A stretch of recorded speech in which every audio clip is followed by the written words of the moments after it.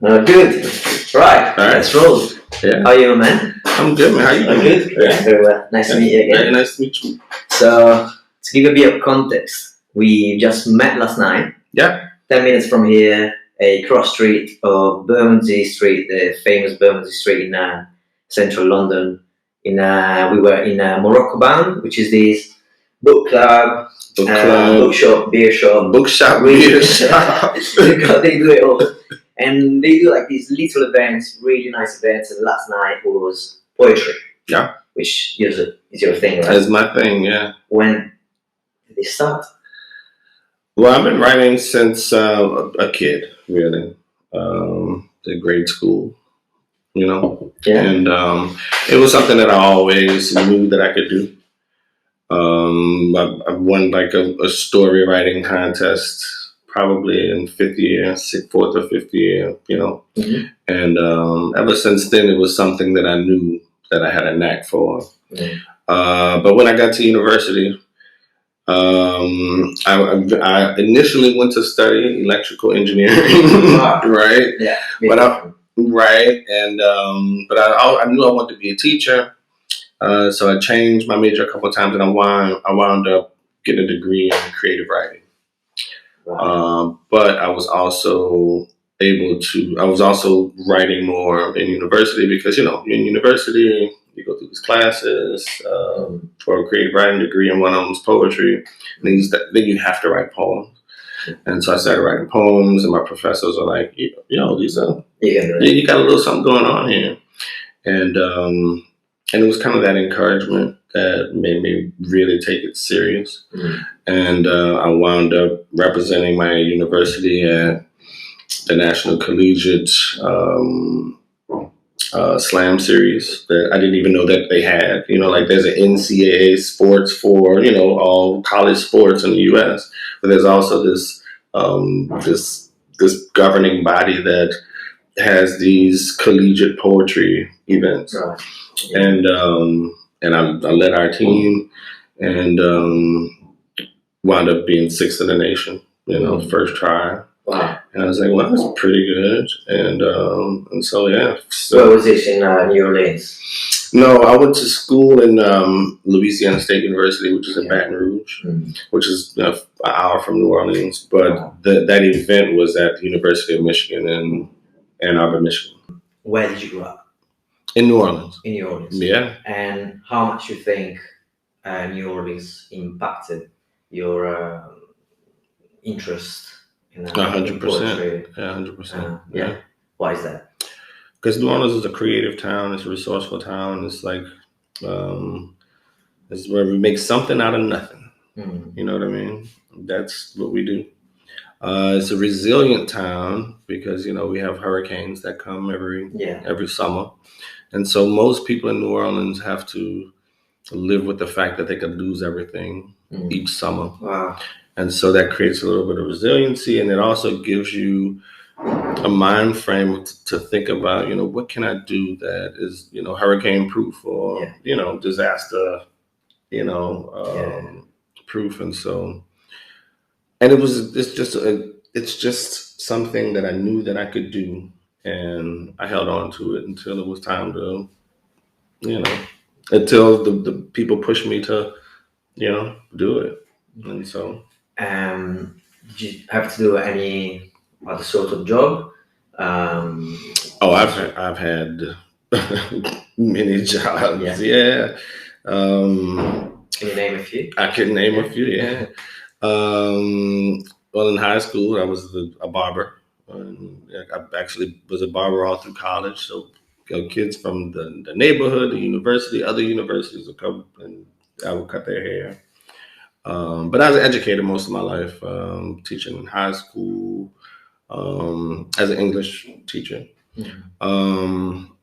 Then I was a university administrator at LSU. I ran what's called the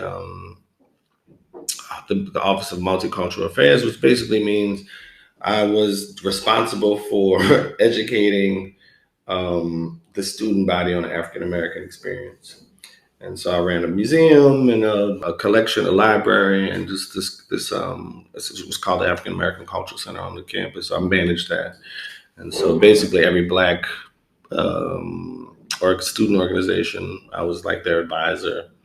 And so I would guide students and their organizations on how to, be proficient and, stick to the rules and regulations that the university provided, but also, support them in what they were trying to do. And then after that, I got into radio. Radio? Yeah, talk radio. And I wound up becoming the sales manager for a Black talk radio station in New Orleans. And so made a lot of connections in the community there. And that was a really fun experience because, radio is one of those mediums. We don't really think about how much we rely on radio. Even this podcast right here is a form of radio. But, terrestrial radio, you tune into like AM, FM. It's free. It's always been free. It's always been a part of our lives. And we just it's something we take for granted, but there's an art to it. A lot of the messages and ideas that we get come from talk radio commentators. Like they've changed the world. And so just being a part of that and raising money and, doing that. Is I think also it's because voice is a great medium because you can take it with you anywhere. But there's something so accessible and just reliable about AM FM radio. Yeah, it's amazing. And so why are you in London at the moment? I'm in London, so talk to you, Claudia. Well, I'm so glad I met you last night, but like you said, I've been traveling around the country I've been traveling around the U.S. for at least the past year, from city to city, reading poetry. And then I got the opportunity to come to Europe for a month and read, and I'm reading poetry. So did a little bit in Spain, Alicante, here in London now. Was with you guys last night, which was amazing, right? But actually did something at the Black Box on Wembley a couple of nights ago, and that was really cool. Like the talent here is like really good. There's some really up and coming artists and poets out here that are like, sharing their experience. But then on to Paris, got a spot we're gonna do in Paris. Got a spot in Amsterdam we're gonna do. And then down to Basel. I'm just going to Basel just because I want to. Okay. And then Florence and Rome, and then back to Alicante. Yeah, London. Even for me, that I am an aspiring actor, it really seems like the place to be. So yeah, last night you were performing, and actually, I don't know if you saw, but like the reaction from the audience was like. It was a good. It felt really good. Really obvious. It was a warm room, yeah. And so, and you said performing. I call it just reading, right? And that's what I think kind of separates me from other. Because when you think of poetry, you think of spoken word poets that are like, and I really don't do that. Even though it's an art form, it's like something that it's not my skill set, My skill set is to write poems that if I read it to you, or if you read it yourself, I'm not always going to be there to like perform for you. But if you take it, I want it to still translate, And so that's what I really focus on. So people are like, why are you reading your book? Don't you know the poem? Actually, I don't, I can't remember it half the time because there's always so much going on. And so I literally write to read. I was talking to some of the other poets last night, and I believe it was this young lady and her husband were there, and he wasn't the poet, but she was. And so I was having a conversation with him. And I was having a conversation with her, and I was like, poetry is just either you clear up some thoughts for someone, or you evoke some emotion out of someone. That's all you need to do. It doesn't have to rhyme and all this other stuff. But there are ways to do that through rhythm, your presence, You know, your cadence, you know, how you might say one word a little softer than the other. And so just being aware of those things, you give your listener or your reader a better chance of getting the idea you're trying to get across, because it's all about getting the idea across or evoking the emotion. And how did you learn how to do that? I studied. Yeah. I studied. Yeah. Yeah. I studied. Yeah. Acting or No, I studied. Performing or Yeah, I studied what poetry is. Okay. Right, like the classical, right. you know, the technical parts of Okay. poetry. Right. And I was, like I said, I was an English teacher, so you know. So you know where to put the emphasis on what Yeah. words, Yeah. and then as you said, like maybe speak with a lower tone for Right. But like I said, I've been traveling around for at least a year, from city to city to city to city in the States, and after a while, you know, you get tired of people, like, you know, not paying attention, and you figure out little ways to help to, you know, to give them a chance to get it, because ultimately I just want you to get it or get something, you know. But I've seen a lot of great poets that are very, you know, loud and all these other things, and most people expect that when they see me. And when I pull out my books and do what I do, it's kind of refreshing, and I think that's also a part of it. You know what I mean? Yeah, because it's like, it defies your expectation of what it is, and then it's something you can learn from, or something refreshing, or, you know, just something topical. You know what I mean? Also, I think live events like last night are really useful for an artist, because, as you said, it's really important to read the audience. Yeah. So understanding the way that you're communicating and how and when it gets gets the there. audience. Yeah. So that's really important. You got to read. I don't care what you're doing. If you're an actor, if you're a musician, like a performer, a poet, you must. I mean, you have to pay attention to those people. That's why you're there. You know, most people think the audience is there to pay attention to you, but it's your job to pay attention to them. Yeah. You know what I mean? Yeah. Which is not easy. No, and it's not what everybody's up for. You know, most people didn't sign up for that. You know, most people just said, "I just want to get this off my chest." You know, and sometimes that gets, because I've been to poetry readings, all kinds. You know, but there's one guy. It's just me and one guy. You know, in a bodega in Utica, New York. You know what I mean? I'm telling you this because it doesn't matter who's there. You have to connect with them. We were talking behind the scenes about people that they have to find their own ways, so they have to do many different jobs to, let's say, pay the bills until they can actually support themselves from their art. Yeah. Exactly. Yeah. So you were saying you have some clients. And I also probably in 2008, I started working for the first virtual DJ record pool. Are you familiar with DJ record pools? No, sure. All right, so back when there was vinyl, right, and that was like the primary way we consume music. Record labels couldn't print up enough vinyl to send out to all the radio stations. So they selected 30 of them around the US.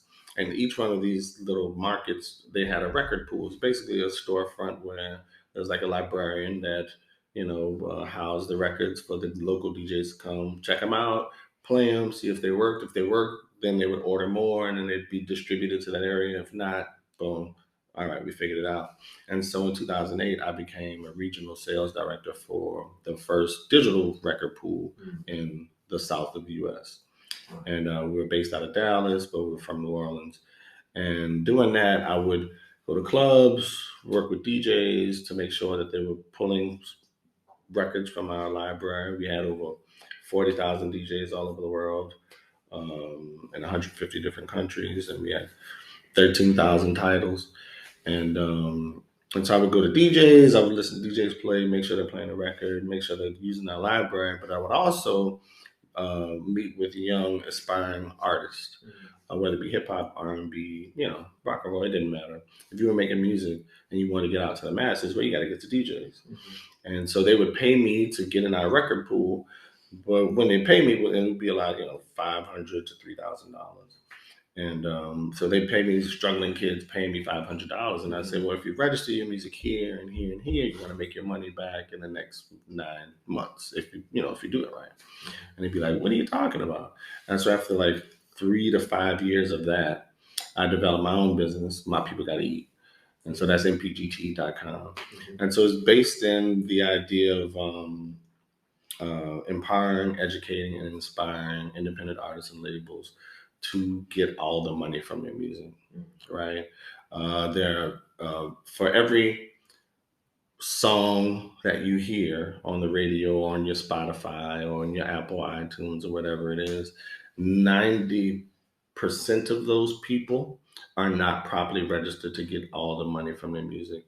For every one song you have out there, 46 revenue streams, 46 ways to get paid. Most people register their music in 2 places, and you have to register your music in 5 places.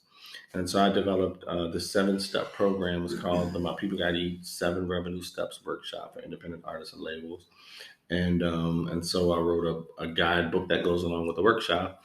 And so I guide clients through these 7 steps it's a fully immersive 18-hour, 16-hour deal.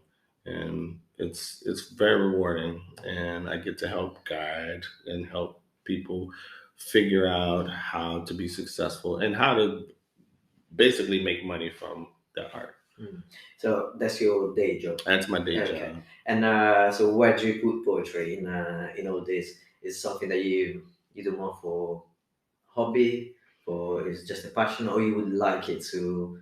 I always said if go along with that. No, I always said if there was like an off ramp for me on my journey of life, and it was like I want to just go take it easy, I'd become a poetry professor. And so in order to do that, I'd have to be published and so forth and so on. Yeah. And so this was actually this first book was supposed to be my works to submit to get into this fine arts program. But I just published a book and it got to number 2 on Amazon. I was like, what do I need to do that for? Wow. Right? Yeah. So you've got 2 books which you were reading poems of it last night. Yeah. And as I said, like the audience was pretty impressed with that. And do you want to maybe read? Yeah, one definitely. Of those? Yeah. What's the book's book It's title? called The Black Men That Raised Me. The Black Man That Raised Me. Yeah. And that's that? Me. That's you? Yeah. Right. That's how it all started. Right. What's the meaning behind the title? It's exactly what it is. So black men are an enigma in the world, right? They're kind of tough to understand. If you think you understand them, you don't, because half of them don't understand themselves. But when you think about who's raising these black men, you always think about the mom, or there's always this myth of the black man is missing and so forth and so on. But in my life, my father was always there. His friends were always there. The black men in my community were always there. And so they didn't go about saying, well, this is what you need to know, right? They said, this is what you don't do. All right, don't do this instead of do this. But I'm very observant. And so there were thoughts and ideas that I picked up on my own that I put into this book. And so that's exactly what this is about.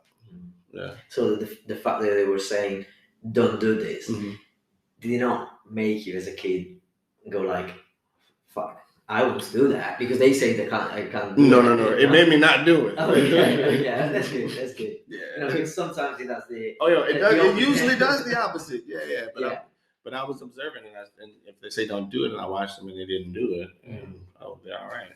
But if it's something they say don't do and they do, and then I saw the outcome, so yeah.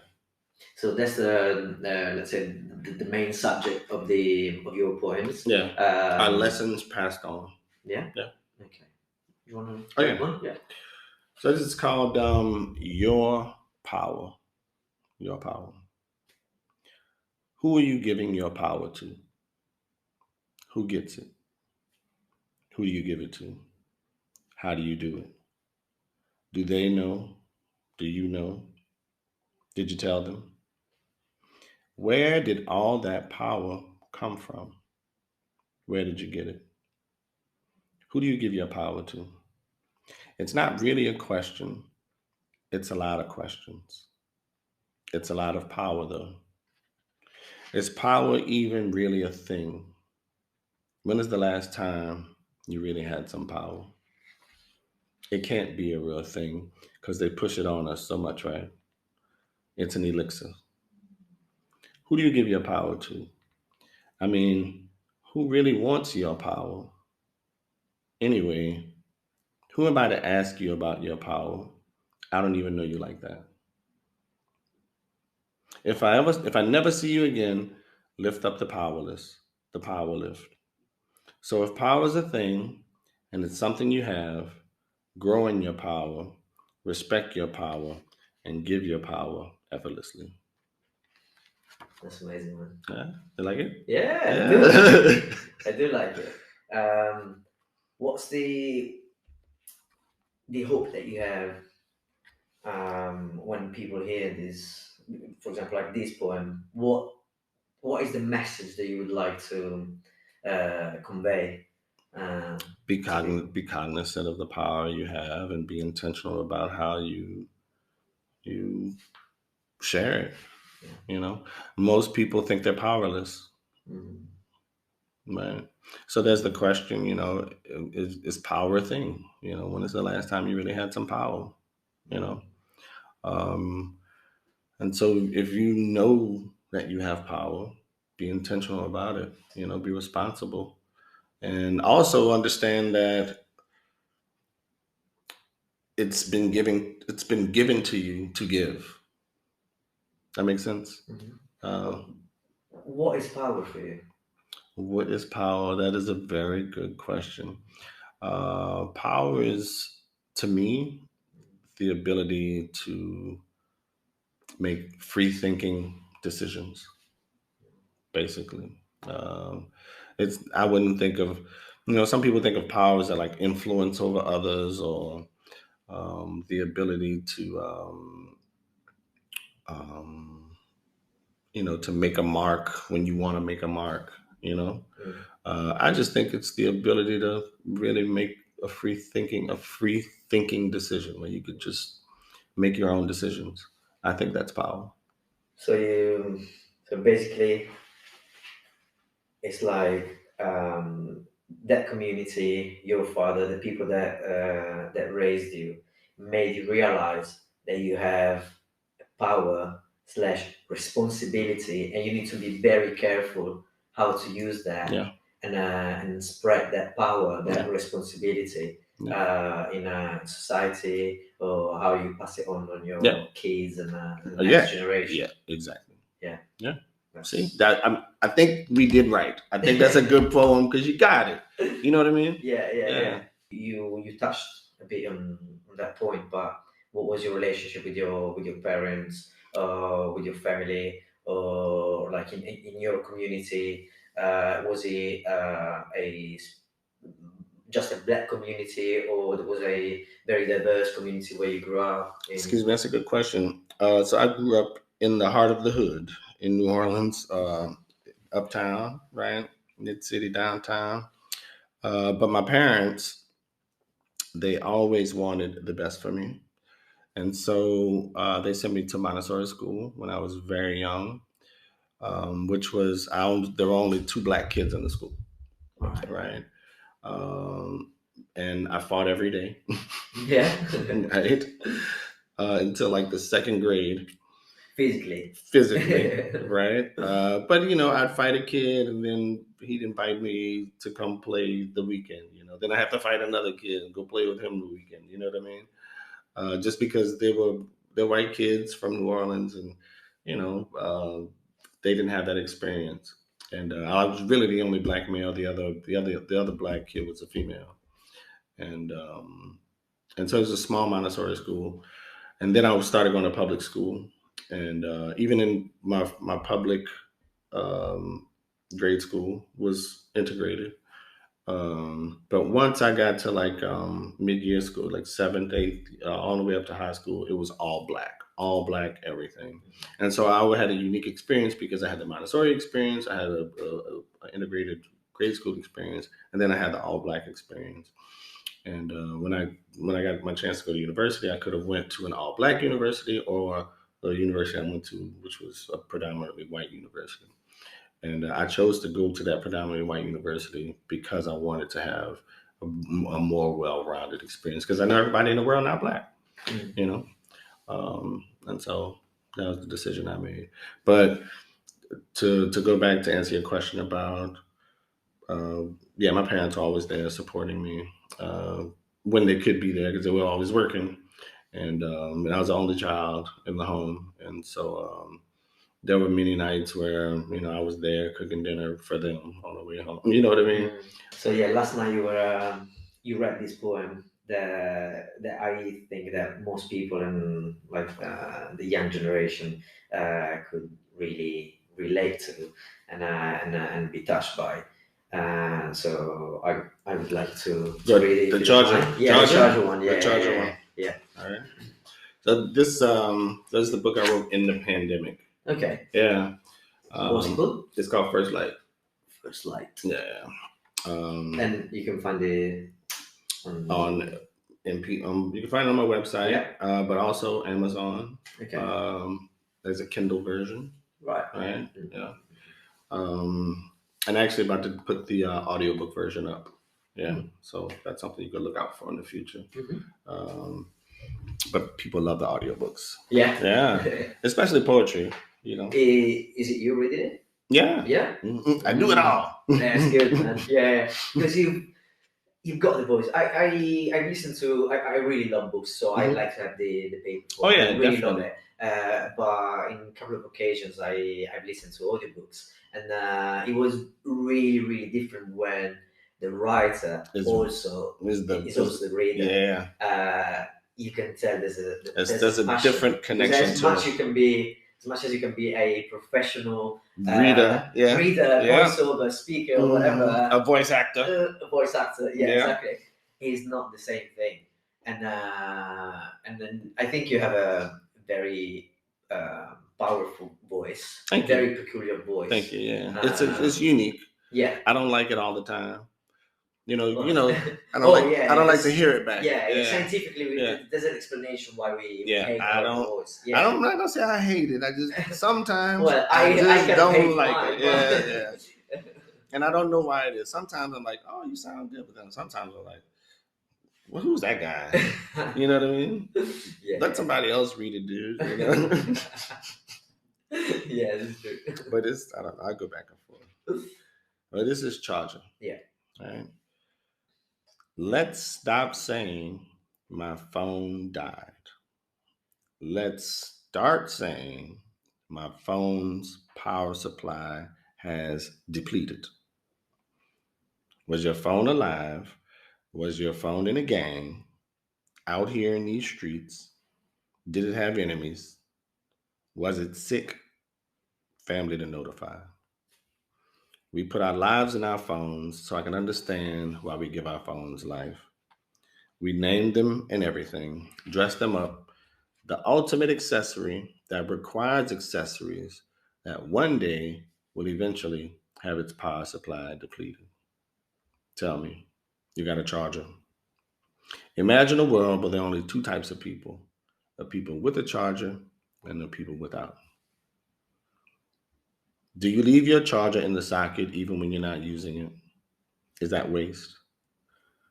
Do you have more than one? Do you need one now? Do you have one now? Can I borrow your charger? I'm on red. Don't even worry about it. Protect your chargers. Seems like you may have some kind of charger separation anxiety condition. Everybody needs their chargers. Ain't no good reason for you not to have yours. Think of the idea that one of the most kind things you could do today is let someone use your charger. Not all y'all. This ain't no charger factory. Do people treat people or like chargers? If that's the case, and if there's a choice and your power supply has depleted, just treat me like a charger. That's beautiful. Yeah. That's really beautiful. It Um, really speaks to me because in the past few years I had to be very careful of the energy that I was giving. yes. I was giving away, and I was putting energy in the wrong places, and also like receiving the wrong energy. Mm, So for me, like this poem, the way I read it, it talks a lot about positivity and negativity, positive and negative right. charge and energy Right. that you can get from people, it's something that until you really learn how to stay on your own, be on your own, and be yourself, you just give your energy All to day. Yeah. anyone and try to get energy from anyone. And when you learn who you are and how to stay with yourself and how to be alone with yourself, you're so careful and About who gets that yeah, energy. it gets Yeah. so selective. Mhm. uh, and I feel like I've become You very, be- very selective. You- Sometimes too much, Did you probably. think the pandemic had something to do with that for you? 100%. Yeah. 100%. Do you think more people had that experience in the pandemic? Yeah. Yes, but I think also it depends in what people were going through. Because, for example, I was going through a a moment like a breakup, so Right. I was forced as well Right. to stay on my own. So I kind of had to learn. Okay, now I don't have that person Right. to rely on. Right. I don't have that energy to yeah, expect. I didn't have a choice. Yeah. Whether maybe people, if had the choice to have someone still next to them, they would just give and get energy just because that person is just here. They're there, yeah, yeah. But yeah, no, the pandemic, yeah, 100% helps. I always say that for me personally, it changed my life for good. Yeah. Maybe it would have happened anyway, because It happened a whole lot faster. Right? Yeah. That's good. Yeah. I'm glad you found something positive out of it. Yeah, yeah. That's what I was trying to do with the book. Yeah. Make sure that something positive came out of it. You know, it's all about positivity. There's only one way that you can see things. It's either positive or negative. Right. And the other day I was listening to someone and he was saying about like you can either be positive or negative, and people would say to him, no, but you also need to be realistic. And he was saying, yeah, you can be real negative. You know what I mean? You can be either real negative or real positive. Right, yeah. So you pick one. Yeah, you pick one. And I really believe in that. And but man, it was amazing. And it was amazing last night meeting you. And I just approached to you and say that I really enjoyed your performance. And that I had this project that I've just started, right, which is this podcast where I want to bring our artists and creatives on and talk about their stories. And you were like, oh, I'm here like for a couple of days. Let's do it tomorrow. And I fell back into the old pattern of saying, oh no, I'm not ready, and just like procrastinating, and the self-imposter syndrome and perfectionism and everything make me think, no, I'm not ready. I've only got one episode. One episode, and I don't have the gears. I only have one microphone, and but it's not about that. And actually, you with your energy again and your power to mention your poems, you made me feel like, fuck, I have to do it. And we talked about last night taking opportunity when Yeah. they come. Yeah. So honestly, I didn't think that I would have interviewed already someone. I was thinking, okay, I start this podcast. I'm gonna see how it Try to goes. build it Just up. do Yeah. a few Yeah. episodes and get taste the And water, hopefully so to people will want to speak. be on it, right? Yeah, exactly. You And then know, last night, see, like this happened, and then you really empowered me to do it. So that's love. Yeah. I Yeah. really appreciate it. That's And love. and to That's wrap love. it up, if you Well, wanna again say I want to say about a couple yeah, of things. Can I? sure, All yeah, right. of course, So yeah. the first thing I want to say is I live by 3 rules, right? And they're always up there that's always on the back of the book. The first rule is don't compare because you don't know the next man's struggle, right? The second rule is don't complain because nobody really wants to hear it, right? And the third rule is no matter if you're up or you're down, take a moment and just give thanks for being in that moment, right? So those are kind of like my guiding principles. Um, but I also, because because what we're doing, like going around the country and the world, and doing things with people, right? Instead of like on the social media and all this other stuff, but like doing things with real people that, really meeting them where they are. We're building relationships, right? And so I like to be prepared with 3 things with any relationship I'm building, whether it's the bus driver or whoever it is. The 3 things that I'm prepared to offer that I signed up for in this relationship. One is healing. Like I'm prepared to bring healing, and that doesn't mean like I'm a healer. Sometimes healing is just listening. Sometimes healing is just acknowledging your existence, right?